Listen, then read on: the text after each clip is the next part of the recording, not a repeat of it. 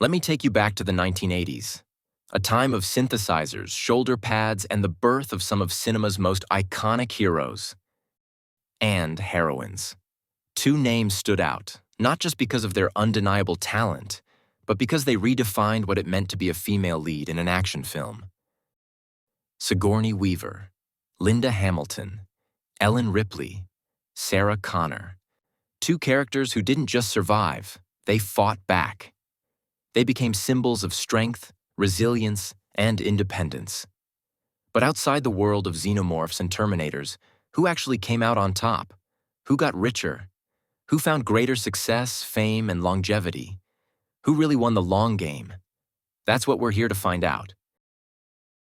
Sigourney Weaver and Linda Hamilton may seem cut from the same cloth, fearless, intense, powerful, but their careers took very different paths.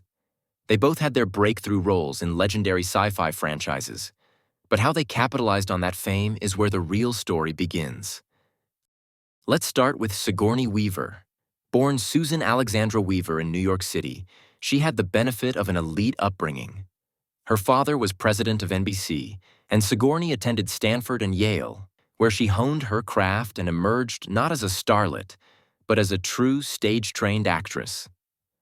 Her big break came in 1979 with Ridley Scott's Alien, where she played Ellen Ripley. The character wasn't originally written for a woman, but Sigourney's performance was so compelling, so commanding, that she didn't just play Ripley, she became her. That role didn't just make her a star, it made her a legend, and it gave her leverage. With Aliens in 1986, directed by James Cameron, her salary reportedly jumped to around $1 million, a staggering number at the time for a female lead in an action film. But more than the paycheck, the role earned her an Academy Award nomination for Best Actress in an action movie. Think about that. In an era when women were usually relegated to romantic leads or supporting roles, Sigourney stood toe-to-toe with monsters and with Hollywood's biggest male stars. Now let's look at Linda Hamilton. Born in Salisbury, Maryland, Linda didn't have the same privileged background. Her rise was more grassroots. She studied acting in New York as well, but her breakthrough didn't come until 1984, when she starred as Sarah Connor in The Terminator, directed by James Cameron. That film became a cultural phenomenon. But unlike Sigourney, Linda wasn't the star yet. She was the damsel, albeit a tough one. It wasn't until Terminator 2 Judgment Day in 1991 that Linda truly transformed. Her portrayal of Sarah Connor as a hardened, muscle-bound warrior shattered every cliché about women in film. That image, black tank top, sunglasses, shotgun, is forever etched in pop culture. And here's the twist. Both women owed their most iconic roles to James Cameron. He directed Aliens in both Terminator films. He even married Linda Hamilton briefly in the late 1990s. But despite that connection, their careers diverged in striking ways. After Aliens, Sigourney kept building. She took bold roles in Gorillas in the Mist, Working Girl, Ghostbusters, The Ice Storm, and more. She proved she could do drama, comedy, sci-fi, and thrillers. She worked with top directors, and she kept getting paid. By the 1990s, her salaries were often in the $2 to $4 million range per film. And she didn't slow down. Play a villain and satirize a kind of perfect woman that we all sort of are trying to be for some reason. In 2009, she reunited with James Cameron for Avatar, the highest-grossing film of all time. She returned again in the sequels, raking in millions more. Her net worth today? Estimated around $60 million. But that's just money. Her brand is even bigger. She's considered one of the greatest science fiction actresses of all time. She's been nominated for 3 Oscars, won Golden Globes, BAFTAs, and holds an honorary place in cinema history. She's the kind of actress directors build movies around.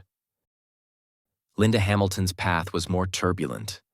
After Terminator 2, she took a step back. There were some personal struggles, battles with bipolar disorder, a divorce from Cameron, and fewer high-profile roles. She did TV, smaller films, and voice work, But the momentum she built in the early 90s never fully returned. Her return to the Terminator franchise in Dark Fate in 2019 was highly anticipated, but the movie underperformed. It wasn't the comeback she'd hoped for. Financially, Linda Hamilton's estimated net worth is around $70 million. That might surprise you. It's slightly higher than Sigourney's, depending on sources.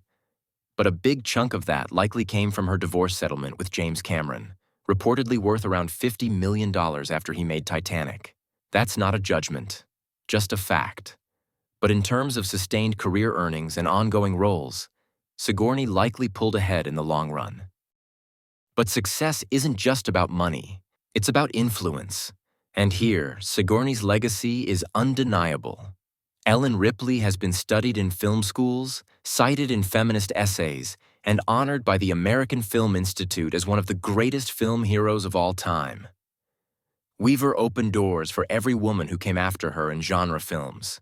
She was first. She made it possible. Linda Hamilton came second, but with impact. Her version of Sarah Connor in Terminator 2 redefined how muscular, flawed, and intense a female lead could be. She wasn't sexy in a male fantasy way. She was powerful, real, raw, and that changed the game too. You see reflections of Sarah Connor in characters like Furiosa in Mad Max, Katniss in The Hunger Games, even Rey in Star Wars. Her legacy lives on, but more through that one unforgettable role. Let's talk about versatility. Sigourney did Avatar, Galaxy Quest, The Village, Paul, The Cabin in the Woods, even voice work in Finding Dory. She took risks, played villains, mentors, scientists, gods. Linda stayed more rooted in the action sci-fi lane with fewer detours. It's not that one path is better, but one is more sustainable. Sigourney kept evolving, adapting to new audiences and new genres. And she never stopped working. Even in her 70s, she's still active in Hollywood, appearing in Avatar sequels, indie dramas, and major franchise projects. Linda? She works more selectively, occasionally returning to Sarah Connor, but not much beyond that. The fire is there, but it flickers. Then there's public perception.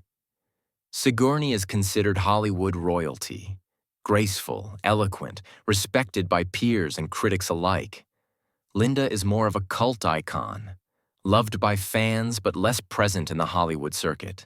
Fewer interviews, fewer magazine covers, less spotlight. So who got richer and more successful? If we're talking pure numbers, the answer is close. But if we're talking career consistency, critical acclaim, range, and legacy, it's hard to argue against Sigourney Weaver. She's been a force in Hollywood for over 4 decades. She didn't just make a mark, she carved her name into cinematic history. But here's the thing. This isn't a tragedy or a competition where one wins and the other loses. Linda Hamilton may not have the same resume, but she has something equally rare.